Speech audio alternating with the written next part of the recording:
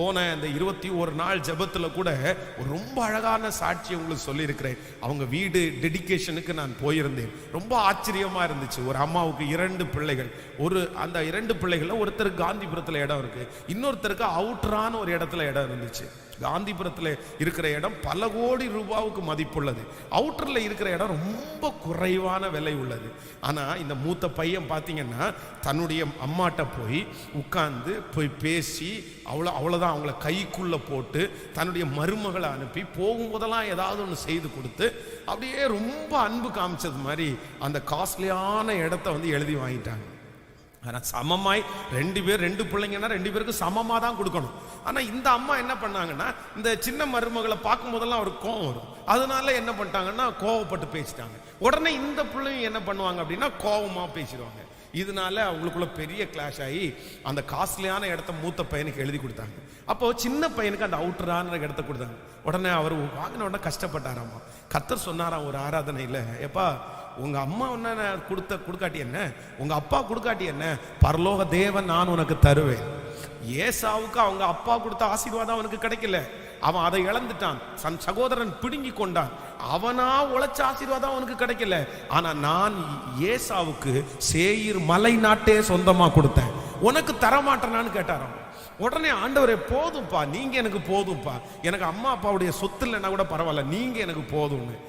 ஒரு பெரிய ஆச்சரியம், 5 வருஷத்துக்குள்ள அவருக்கு அந்த அவுட்டரான இடத்துல ஒரு பெரிய பைபாஸ் ரோடு இந்த மூத்த சகோதரனை விட 10 மடங்கு அதிகமான விலைக்கு அந்த இடம் மாறிடுச்சாமா 5 வருஷத்துக்குள்ள. இப்போ அப்பாவுடைய சொத்தினுடைய மதிப்பு இவரை விட அவருக்கு பல மடங்கு அதிகமானது. அப்ப நான் என்ன நம்புறேன் அப்படின்னா, உங்களுடைய இரத்த சம்பந்தமான உறவுகள் உங்களுக்கு சொன்ன வார்த்தையை நிறைவேற்றாமல் போனாலும் இயேசு ஏதாவது ஒரு வழியில, நான் நம்புறேன் கர்த்தர் உங்களுக்கு ஒரு வழியை திறந்து அவர் சொன்னதை கர்த்தர் செய்து முடிப்பார், நிச்சயமாகவே முடிப்பார். யார் கைவிட்டாலும் என் தேவன் எனக்காக கர்த்தர் கிரியை செய்கிற கர்த்தர். ஹல்லேலூயா. நம்பர் 2, இரண்டாவதாக இந்த யாக்கோபுனுடைய வாழ்க்கையிலே இரண்டாவது அவனுடைய வாழ்க்கையிலே நடக்கும் என்று நினைத்தது எது நடக்கல அப்படின்னா, நீங்கள் 29ஆம் அதிகாரத்தை வாசிக்கலாமா? 29ஆம் அதிகாரம் 15வது வசனத்தை நம்ம எடுத்துக்கொள்ளலாம். ஆதியாகமத்திலே 29ஆம் அதிகாரத்தை எடுங்கள். ஆதியாகமம் 29ஆம் அதிகாரத்திலே 15வது வசனத்திலிருந்து ஒரு சில வசனங்களை வாசிக்க போகிறோம். பின்பு லாபான் யாக்கோபை நோக்கி, நீ என் மருமகனாய் இருப்பதினால் சும்மா எனக்கு வேலை செய்யலாமா? சம்பளம் எவ்வளவு கேட்கிறாய் சொல் என்ன. லாபானுக்கு 2 குமாரத்திகள் இருந்தார்கள். மூத்தவர் பேர் லேயாள், இளையவர் பேர் ராகேல். லேயாளுடைய கண்கள் கூச்ச பார்வையா இருந்தார். லாகேலோ ரூபவதியும் பார்வைக்கு அழகுள்ளவளுமா இருந்தார். யாக்கோபு ராகேல் பேரில் பிரியப்பட்டு உம்முடைய இளைய குமாரத்தியாகிய ராகேலுக்காக உம்மிடத்தில் 7 வருஷம் வேலை செய்கிறேன் என்றார். அதற்கு லாபான், நான் அவளை அந்நிய புருஷனுக்கு கொடுப்பதை பார்க்கிலும் அவளை உனக்கு கொடுக்கிறது உத்தமம், என்னிடத்தில் தரித்திரு என்றார். அந்தபடியே யாக்கோபு ராகேலுக்காக 7 வருஷம் வேலை செய்தான். அவள் பேரில் இருந்த பிரியத்தினாலே அந்த வருஷங்கள் அவனுக்கு கொஞ்ச நாளாய் தோன்றினது. பின்பு யாக்கோபு லாபானை நோக்கி, என் நாட்கள் நிறைவேறினபடினால் என் மனைவியினிடத்தில் நான் சேரும்படி அவளை எனக்கு தர வேண்டும் என்றான். அப்பொழுது லாபான் அவிடத்து மனிதர்கள் எல்லாரையும் கூடி வர செய்து விருந்து பண்ணினான். அன்று இரவிலே தன் குமாரத்தியாகிய லேயாளை அழைத்து கொண்டு போய் அவளிடத்திற்கு விட்டான். அவளை அவன் சேர்ந்தான். லாபான் தன் வேலைக்காரனாகிய சில்பாளை தன் குமாரத்தியாகிய லேயாளுக்கு வேலைக்காரியாய் கொடுத்தான். காலையிலே இதோ அவள் லேயாள் என்று யாக்கோபு கண்டு லாபானை நோக்கி, ஏன் எனக்கு இப்படி செய்தீர்? ராகேலுக்காக அல்லவா உம்மிடத்தில் வேலை செய்தேன், பின்ன ஏன் எனக்கு வஞ்சகம் பண்ணினீர் என்றார். நீங்க ஆண்டவருடைய பிள்ளைகளே, இந்த இடத்திலே இரண்டாவதாக தன்னுடைய மாமனார் ஒரு பெரிய வாக்கு கொடுக்கிறார். என்ன அப்படின்னா, இந்த யாக்கோபுக்கு வந்து சின்ன பிள்ளைய ரொம்ப பிடிச்சிருச்சு. உடனே அந்த பிள்ளைய கல்யாணம் பண்ணணும் அப்படின்னு நினைக்கிறாரு. அவர் வேலை செய்யறதுக்கு சம்பளம் எவ்வளோன்னு கேட்கிறாரு. ஒன்றும் பிரச்சனை இல்லை, எனக்கு உங்க பிள்ளைய கல்யாணம் பண்ணி கொடுத்தா போதும், அந்த பிள்ளைக்காக 7 ஆண்டுகள் நான் வேலை செய்யறேன் அப்படின்னு அவர் ஒத்துக்கிட்டாரு. அப்போ இவருடைய மனசுல வந்து, அப்போ அந்த லாபான் வந்து அன்னைக்கே வந்து ஒருவேளை சொல்லி இருக்கலாம், இல்லப்பா எங்க ஊரினுடைய வழக்கத்தின்படி மூத்த பிள்ளைக்கு திருமணம் பண்ணி கொடுத்தாதான் இளைய பிள்ளைக்கு திருமணம் பண்ணி கொடுக்க முடியும். அதனால இப்போ நீ வேலை செய், அதற்கான சம்பளத்தை நான் உனக்கு தர்றேன், ஆனா மூத்த பிள்ளைய நான் திருமணம் பண்ணி கொடுத்ததற்கு பிறகு அதுக்கு பிறகு உனக்கு இளைய பிள்ளைய திருமணம் பண்ணி கொடுக்கலாம் அப்படின்னு அவர் சொல்லி இருக்கலாம். ஆனா இந்த மனுஷன் என்ன பண்றான் அப்படின்னா, நீ வேலை செய், நான் உனக்கு செய்யறேன், நீ வேலை செய்து கொடு, நான் உனக்கு நடத்துவேன், நான் உனக்கு சொன்னதை கரெக்டா பண்ணிடுவேன், நீ உழைச்சு கொடுத்தா போதும், நான் கண்டிப்பா உனக்கு தருவேன் அப்படின்னு வாக்கு கொடுக்கிறாரு. ஆனால் இவர் 7 வருடம், வேதம் சொல்லுகிறது, அவள் மேல் வைத்த பிரியத்தினால அந்த 7 நாள் சீக்கிரமா போயிருச்சாம். 7 years, 7 வருஷம் என்கிறது வந்து ஒரு மிகப்பெரிய ஆசீர்வாதத்தின் காலம். 7 வருஷம் என்கிறது ஒரு கோர்ஸ்னு வச்சுக்கோங்களேன். அப்படின்னா நம்ம ஒரு படிப்பு படிக்கிறோம்னு வைங்களேன், ஒரு காலேஜ் படிக்கிறதற்கு ஒரு டிகிரியை முடிக்கிறதற்கு வந்து ஒரு சில டிகிரி 3 வருஷம், சில டிகிரி வந்து 4 வருஷம், அந்த மாதிரி 7 வருஷம் என்கிறது வந்து ஒரு பெரிய ஆசீர்வாதமான வருஷம். ஒரு ஆண்டவருடைய பிள்ளையினுடைய வாழ்க்கையில 7 வருஷம் நீங்க தரித்திருக்கணும், 7 வருஷம் நீங்க காத்து கிடக்கணும், 7 வருஷம் நீங்க ஆண்டவருடைய வார்த்தையை விசுவாசிக்கணும், 7 வருடம் உலகத்தை நீங்க வெறுக்கணும். இப்படி ஒரு 7 வருஷம் உங்க வாழ்க்கையில கண்டிப்பா வரணும். அந்த 7 வருஷத்தை கர்த்தருக்காகவே, வேற எதையுமே யோசிக்க கூடாது, வேற எதையுமே நினைக்க கூடாது. அந்த நாட்களில் பரிசுத்தத்தை வாஞ்சிக்கணும். வாலிப தம்பிங்க தங்கச்சிங்க நிறைய பேர் வந்திருக்கிறீங்க. நான் நம்புறேன், ஆண்டவர் உங்களுடைய எதிர்கால வாழ்க்கையை ஆசீர்வதிக்கணும்னா ஒரு 7 ஆண்டு காலம் வந்து 19 வயசுல அகைன் ஒரு 7 வருஷம் நீங்க கர்த்தரோட ரொம்ப நடக்கணும்னு முடிவெடுக்கணும். அந்த 7 வருஷமும் நீங்க ஆண்டவரோட நடந்தீங்கன்னா நான் நம்புறேன், அதற்கு பின்பாய் உள்ள வருஷம் உங்களை அறியாமலே நீங்க கர்த்தரோட நடந்துட முடியும். நீங்கள் யோசேப்பினுடைய வாழ்க்கையிலே 7 ஆண்டுகள் இருக்கிறது. அந்த 7 ஆண்டு என்ன ஆண்டாமா, அது ஆசீர்வாதத்தின் ஆண்டு. அப்படின்னா என்ன போட்டாலும் விளைச்சல் வரும். அவனுடைய பாக்கெட்ல நிறைய காசு இருக்கும், குடோன் வந்து பொருட்களால நிரம்பி வழியும், அவனுக்கு ஆசீர்வாதங்கள் வந்து கொண்டே இருக்கும் 7 வருஷம். ஆனா அந்த 7 வருஷத்திற்கு பிறகு ஒரு பஞ்சகாலமாகிய 7 வருஷம் வருது. நீங்க யாருமே இதுல மிஸ் பண்ணிடக்கூடாது, ரொம்ப ஜாக்கிரதையா இருங்க. என்ன அப்படின்னா, ஆண்டவர் உங்களை ஆசீர்வதிக்கிற காலத்துல வந்து நீங்க ரொம்ப கவனமா இருக்கணும். ஆமென் சொல்லுங்கள். நான் சொல்றது உங்களுக்கு புரியுது இல்ல? சிலர் எப்ப ரொம்ப சுதாகரிப்பு இல்லாம இருப்பாங்கன்னா, ஆசீர்வதிக்கிற காலத்துல நிறைய பேர் சுதாகரிப்பு இல்லாம இருப்பாங்க. அந்த அந்த காலங்கள் முடிஞ்சிருச்சுன்னா நான் நம்புறேன், அதற்கு பிறகு அப்படிப்பட்ட ஒரு காலத்தை திரும்ப நீங்க எடுக்கிறது என்கிறது வந்து அவ்வளவு சுலபமானது அல்ல. அந்த 7 வருஷம் உங்களுக்கு பலன் இருக்கும். அந்த 7 வருஷம் நீங்க என்ன செஞ்சாலும் உங்களுக்கு வாய்க்கும். சிலருக்கு பாக்கெட்ல பணம் வந்தா போதும், நாளைக்கு பார்த்துக்கலாம், அடுத்த நாள் பார்த்துக்கலாம், அதான் பிசினஸ் நல்லா போகுது இல்ல, அதான் வருமானம் நல்லா போகுது இல்ல, நமக்கு நல்ல இது இருக்குல்ல, பார்க்கலாம், அடுத்த வருஷம் 10 வருஷம் தாண்டி நம்ம சம்பாரிச்சுக்கலாம், இப்ப எல்லாத்தையும் விட்டுருவோம். அப்போ ஆண்டவர் ஆசீர்வதிக்கிற காலத்தை தாங்கள் கண்டுபிடிக்காததுனால இழந்து போனவங்க நிறைய பேர். இந்த ஜபத்திலையும் நிறைய பேர் ஒருவேளை இருப்பீங்க, பாஸ்டர் நீங்க சொல்றது உண்மை, ஆண்டவர் என்ன பயன்படுத்தினார் ஒரு காலம், நான் ஜெபம் பண்ணா அற்புதம் நடக்கும், நான் போய் நின்னா மக்கள் மனம் திரும்புவாங்க. ஆனா அந்த காலத்துல நீங்க விழிப்புள்ளவர்களா இல்லாவிட்டால் நான் நம்புறேன், சோதனையான காலத்துல உங்க பாக்கெட்ல பார்க்கும்போது ஒண்ணுமே இருக்காது, உங்களுக்கு நீங்க வெறுமையா போயிருவீங்க. அதற்கு பிறகு கர்த்தாவே கர்த்தாவே கர்த்தாவே என்று கூப்பிட்டால் நான் சொல்றேன் என்ன அப்படி நடக்கும். 10 கன்னிகைகள் இருக்கிறாங்க, 5 கன்னிகைகள் புத்தி உள்ளவர்கள், 5 கன்னிகைகள் புத்தி இல்லாதவர்கள். நன்றாய் கவனிங்கள், இந்த புத்தி இல்லாதவங்க வந்து மனுஷகுமாரன் வந்துட்டாரு. இப்போ வந்து போய் கேட்கிறாங்க, என்ன கேட்கிறாங்கன்னா, எங்களுடைய தீவட்டிகளை அணைகிறது கொஞ்சம் எண்ணெய். உடனே அவங்க என்ன சொல்றாங்க அப்படின்னா, சரி தீவட்டிகள் அணையுது, எங்களுக்கு நாங்க உங்களுக்கு கொடுத்தோம்னா எங்களுக்கும் பத்தாம போயிடும், அதனால நீங்க எங்க போய் வாங்குங்க, விக்கிற இடத்துல போய் வாங்குங்க. அப்போ இவங்க விக்கிறவங்க இடத்துல தேடி ஓடுறாங்க.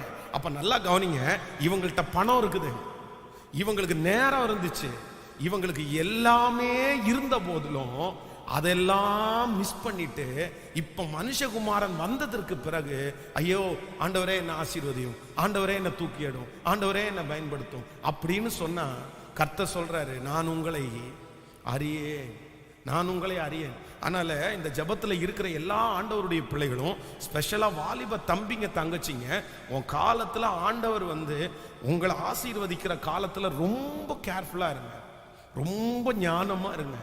அதை நீங்க பத்திரமா, அந்த நேரத்துல இடறிட்டீங்க, நீங்க விழுந்துட்டீங்க, பிசாசு அந்த காலத்துல தான் உங்களுக்கு விரோதமா போராடுவான், அதைத்தான் உங்களை நாசம் பண்ண பார்ப்பான். அன்னைக்கு பாத்தீங்கன்னா நிறைய பேர் ஃப்ரெஷ்ஷா இருப்பாங்க, அப்படியே அவ்வளோ அவ்வளோ எனர்ஜிக்கிட்டே இருப்பாங்க. என் காலையில் எழும்ப முடியும், போக முடியும், அவங்க நினைச்சதெல்லாம் செய்ய முடியும். ஆனால் அந்த காலத்தில் சோம்பேறித்தனம் வரும், அந்த காலத்தில் வெறுப்பு வரும், அந்த காலத்தில் போய் கடன் வாங்குவாங்க, அந்த காலத்தில் போய் பாவம் செய்வாங்க. அப்புறம் பார்த்துக்கலாம், அப்புறம் பார்த்துக்கலாம். இந்த அப்புறம் பார்த்துக்கலான்னு ஒரு மனுஷன் சொல்லிட்டாங்கன்னா, நான் சொல்கிறேன், உங்கள் வாழ்க்கையினுடைய பெரிய தோல்வி அது. ஆமேன்னு சொல்லுங்க. பக்கத்தில் இருக்கிற கையை பிடிச்சி சொல்லுங்க, எந்த சூழ்நிலை வந்தாலும் நாளைக்கு பார்த்துக்கலான்னு தள்ளி போட்டுறாதீங்க. இன்றைக்கே ரட்சியின் நாள், இன்றைக்கே அனுக்கிரகத்தின் காலம். அதான் உலகத்துல ஒரு பழமொழி சொல்லுவாங்கல்ல, காற்றுள்ள போதே தூற்றிக்கொள் அப்படின்னு சொல்லுவாங்கல்ல.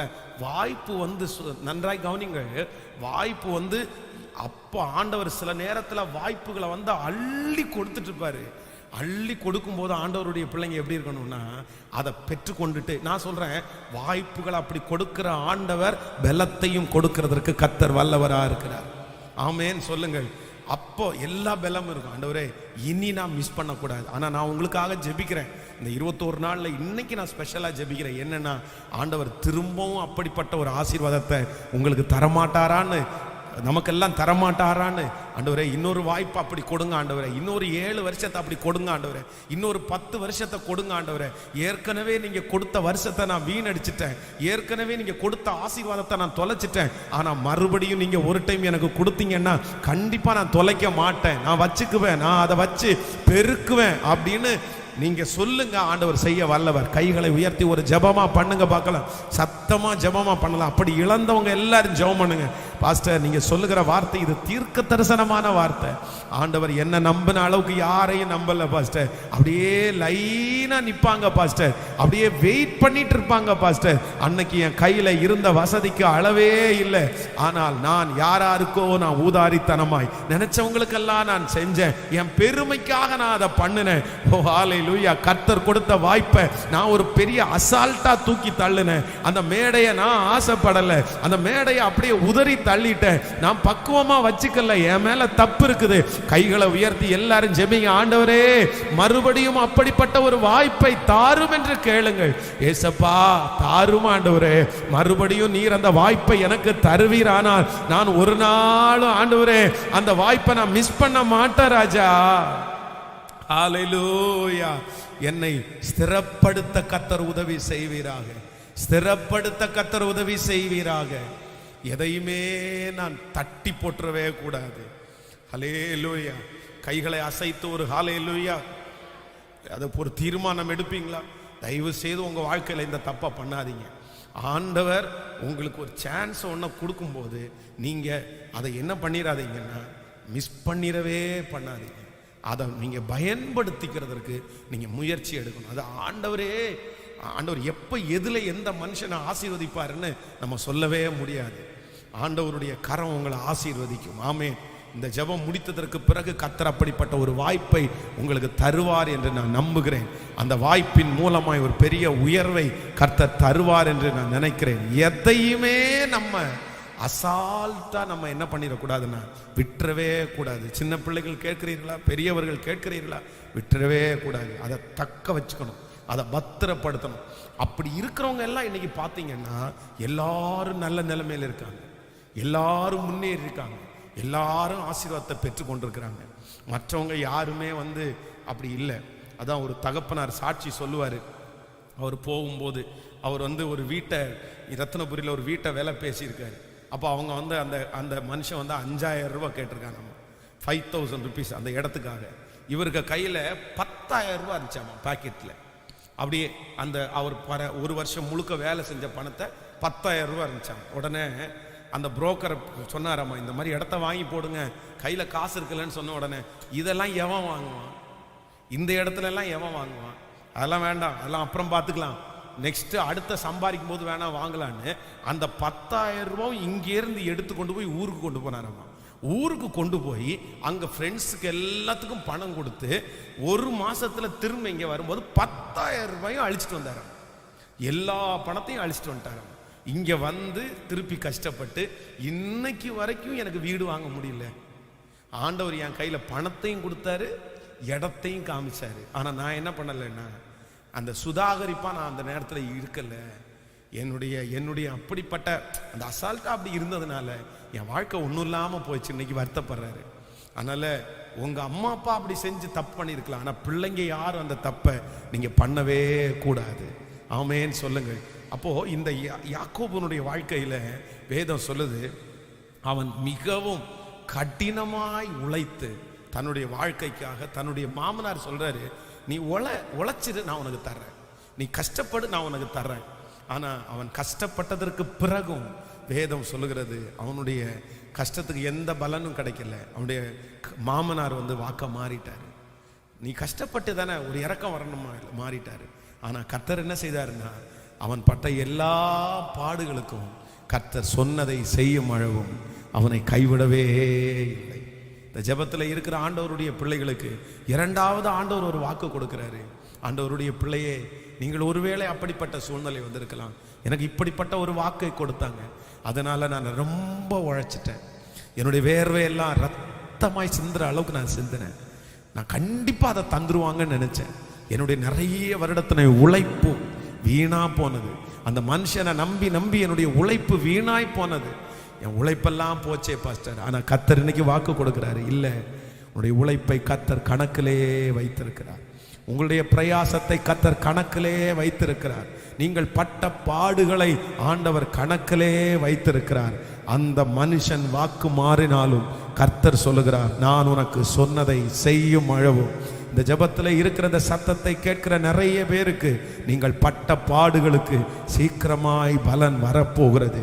இந்த 2022 வருஷம் முடிகிறதற்குள்ளே நிறைய பேருக்கு கர்த்தர் பலனை தரப்போகிறார். அநேக நாட்கள் நீங்கள் பட்ட பிரயாசங்கள் சில மாதங்களிலே உங்களுக்கு அறுவடையாய் கிடைக்க போகிறது. ஹல்லேலூயா. நீங்கள் சாதாரணமாய் செய்கிற ஒன்றிலே கர்த்தருடைய கரம் இருக்க போகிறது. அதுல ஒரு பெரிய செழிப்பை கர்த்தர் தரப்போகிறார். உங்களுடைய பிரயாசங்கள் எல்லாத்தையும் வீணடித்து செலவழித்து விட்டு இன்றைக்கு ஒன்றுமில்லாமல் பலவீனத்தோட செய்கிற அந்த காரியத்தை கர்த்தர் பிளஸ் பண்ணி 1000 மடங்கு பலனை தர முடியும். விசுவாசிக்கிறவர்கள் கரங்களை தட்டி ஹல்லேலூயா, ஹல்லேலூயா. ராஜா, அப்பா, இப்பொழுது அந்த வார்த்தை என்னுடைய பிள்ளைகளுடைய வாழ்க்கையிலே நிறைவேறுவதாக, ராஜா, நிறைவேறுவதாக. எங்களுடைய உழைப்பை கணக்கிலே வைக்கிற கர்த்தர், உழைப்பை கணக்கிலே வைக்கிற கர்த்தர். ஆமென். நம்முடைய உச்சம் தலைகள் மொட்டையடிக்கப்பட்டு நம்முடைய தோள்பட்டையினுடைய அந்த தோள்பட்டைகள் உரிந்து போனாலும் ஆண்டவர் சொல்றாரு, நான் உனக்கு எகிப்து தேசத்தையே உனக்கு தந்தேன். ஆமென். நம்முடைய பிரயாசத்தை, நம்முடைய பாடுகளை கர்த்தர் கணக்கிலே வைத்திருக்கிறவர்.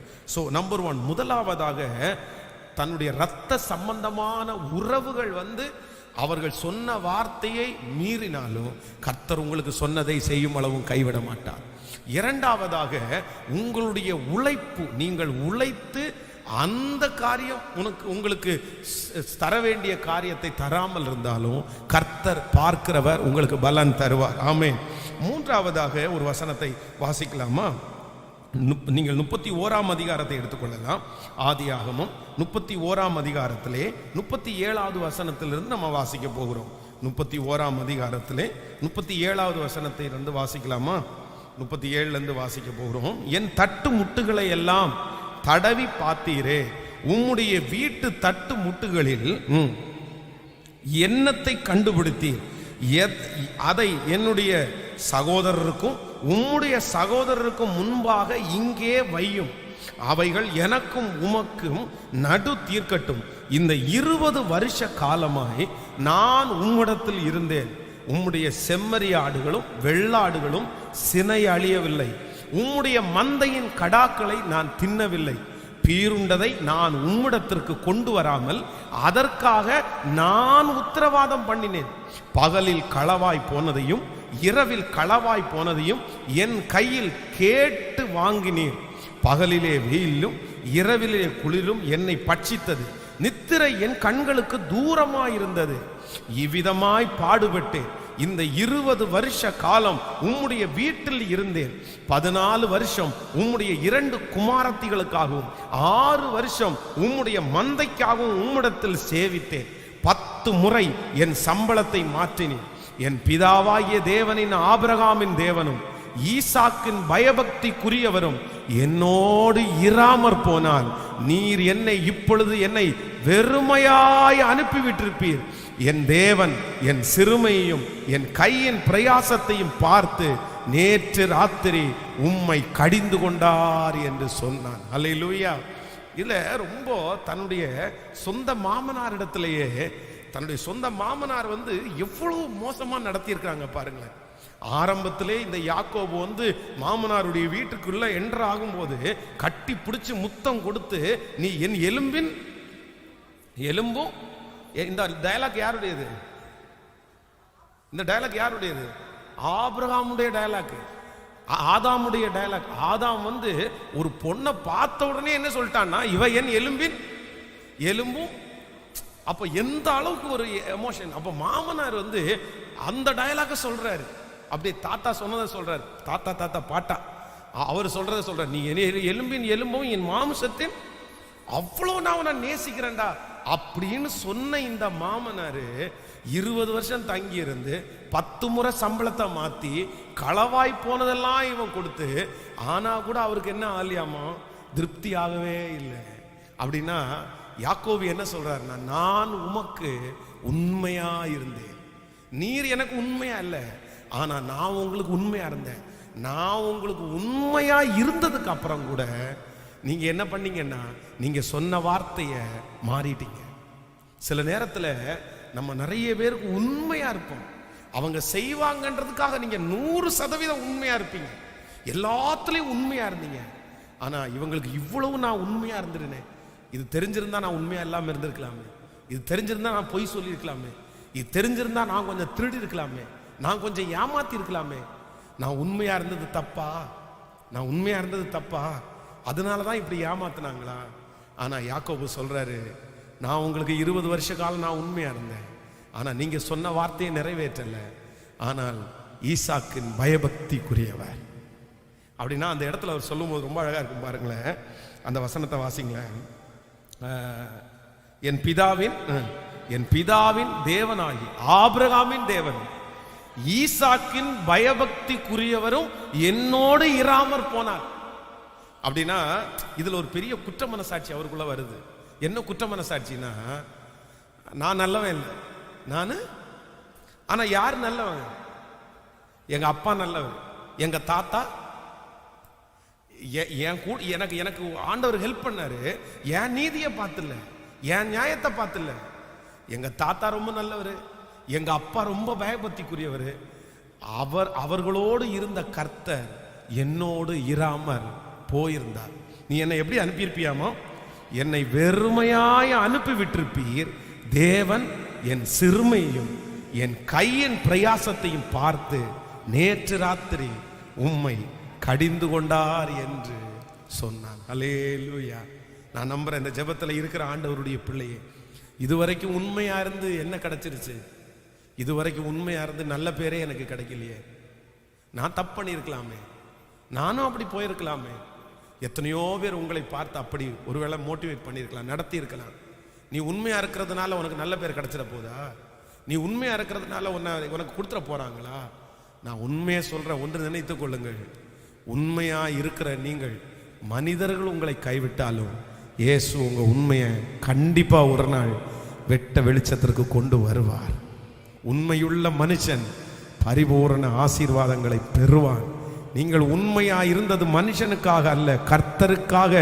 கர்த்தர் சமூகத்துல உண்மையா இருந்தீங்க.